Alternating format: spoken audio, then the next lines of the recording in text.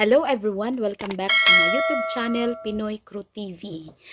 So, ayan, nagpapasalamat ako again and again sa lahat ng mga nanonood sa aking mga videos at saka lahat ng mga nagsuporta.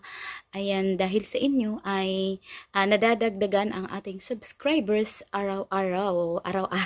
Para na si Atis ko araw-araw. Okay, so ang pag-uusapan natin ngayon ay yung tungkol sa birthday ni President Bongbong Marcos kahapon, Friday the 13th. So, kung malalaman natin o kung nakita niyo sa mga balita, sa mga news, siya ay binuksan po niya yung Malacanang kahapon para sa mga tao kasi meron siyang palibreng pakain, ganun.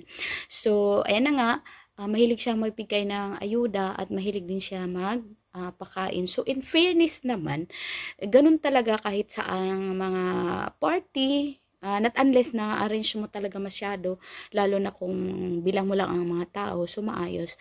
Dito naman sa party niya, maraming taong nagpunta, sinasabi ng mga reports na mahigit 10,000, more or less 10,000 yung mga tao na nagpunta doon. So, ang ating lang ditong bibigyan ng komento is, may mga tao namang maayos na nakapasok, lalo na siguro yung marami, pamilya, magkakaibigan. So, nakapasok sila at maganda yung kanilang kalagayan na doon sa loob ng Malacanang. Ang problema, hindi po lahat ay nakakain at hindi po lahat ay nakapasok. So yung iba sa kanila ay nagantay sila ng umaga at hapon na sila nakakuha. So merong mga videos dito na naglabasan. Kasi yung iba, sabi nila nag-video na lang daw sila kasi hindi sila nakatanggap ng pagkain. Yung iba naman ay umabot sila doon sa gate. Marami kasi malayo daw sa gate at nung nandun na sila sa gate, sinabihan sila na wag mo na kayong pumasok kasi makikita sa CCTV. So pipila daw sila doon sa ibang lugar. So dito meron tayong video na nakita na umabot na sila ng gabi. Ang sabi daw hanggang 9 o'clock. Sana daw i-extend hanggang 10 kasi hindi pa sila nakakain. Tapos yung iba naman sinabi nila na kaya hindi sila nakakain kasi yung iba nagdadala daw ng mga lalagyan. So, kung ba nagsasharon sila, kawawa naman ang mga Pilipino. So, kung mapapansin natin, maganda si PBBM sa mga ayuda-ayuda at pagpakain ng libre. Pero dito lang, it's very sad. It's because hindi na-arrange yung tawag nito, yung pila. Kaya nagkaroon ng pagkakatulakan, tas yung ibang ayaw makipagtulakan, umaalis sila sa kanilang pila. So, makikita natin yung kahirapan sa mga taong pumila. Walang pinipili, hindi pumili. May matatanda, may mga bata, may mga estudyante, at pero namang mga ordinaryong tao na nandun. So, may isang vlogger na nagsabi na sana ay hindi naman yan si PBBM ang mag-organisa, of course, presidente. Siyempre, i-delegate niya yan sa mga tao. So, yung organizers sana ay hiniwalay. Ito pila ng mga matatanda, ito pila ng mga bata, ito ay pila ng mga may kapansanan, ito ay pila ng mga yung mga adults, yung sakto yung edad.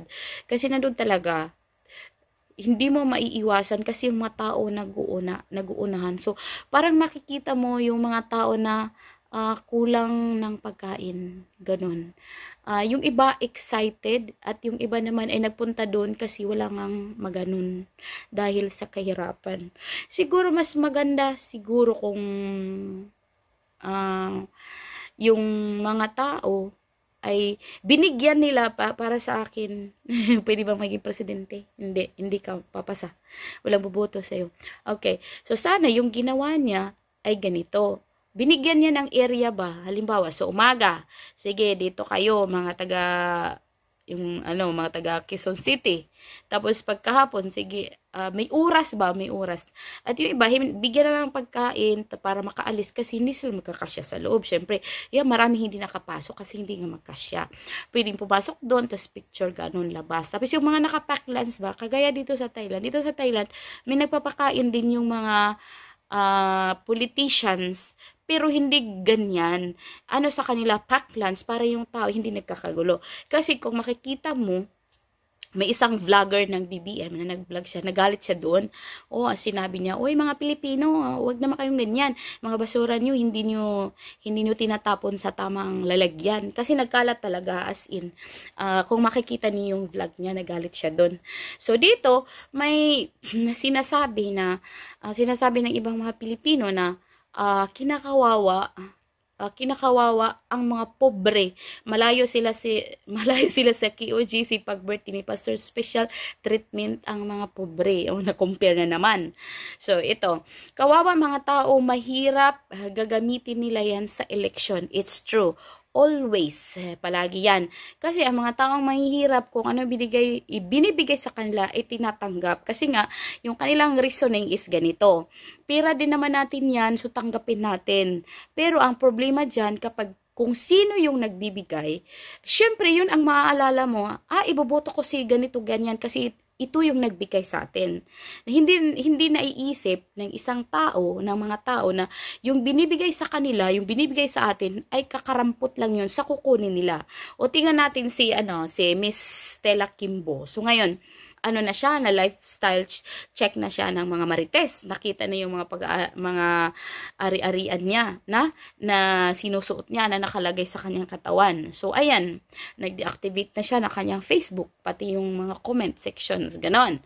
So sabi dito, wala na sa katinoan talaga si Marcos. Ito yung mga anti-Marcos. Sabi naman dito, pinapatunayan lang na marami nang nagugutom. Is true. Na marami talagang nagugutom is because sobrang mahal na mga pagkain at walang trabaho kasi yung iba ay tumatanggap lang ng ayuda. Ito. Ganyan ang gusto ng admin ni BBM. Nakakaawa talaga. Pero yan ang gusto ni BBM. Nagbibigay ng pansamantalang laman ng tiyan, hindi long-term plan. So, it's true. Okay, alam naman natin na ang mga bilihin sa Pilipinas ngayon ay mahal na, lalo na yung bigas na pinangako na napaka-imposible talaga, as in super imposible.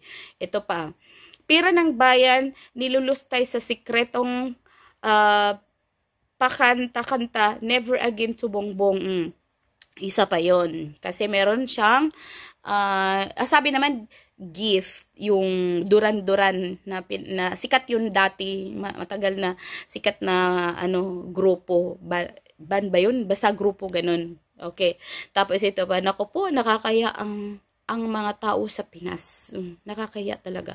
Kawawang mga Pilipino, bakit nangyayari sa gobyerno ito? Nakakaya sa ibang lahi. Totoo yan, kagaya nung pagpag. Is very embarrassing na ganun ang pagkain ng mga Pilipino. So, ito yung video na pinakita nila na nagkagulo doon sa pila para makakuha sila ng pagkain. Tingnan natin, napakakawawa, as in, hindi talaga siya katanggap-tanggap.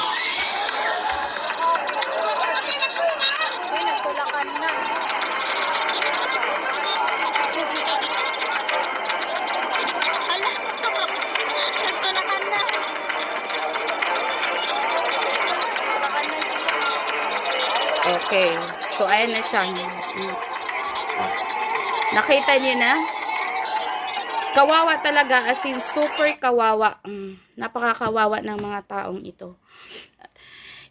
Hindi nila alam kung saan sila pupunta. Kasi nga walang ang pila dito, itong lugar na to, dito, barangay dito, mga matatanda, wala. So, yung suggestion ng mga tao ay next time, kapag ikaw ay nagpapakain, sabi nila kung aabutan ka pa daw, ay ilagay naman sa tama. So, syempre, merong lesson na makukuha sa bawat mga pagkakamali. So, next time, baka naman, pwede niyang bigyan ng pagkakataon yung mga bata, matatanda, yung walang-wala talaga. So, yun lang po, ito ang ating obserbasyon sa kanyang libre na pakain sa Malacanang. So maraming salamat. Sana po ay suportahan nyo ang aking channel sa pamagitan ng pag-subscribe at pag-watch para naman tayo ay umunlad ng hindi nanghihingi ng ayuda. So yun lang po. Maraming salamat at bye-bye. Spent all my life holding all of it closely. I played it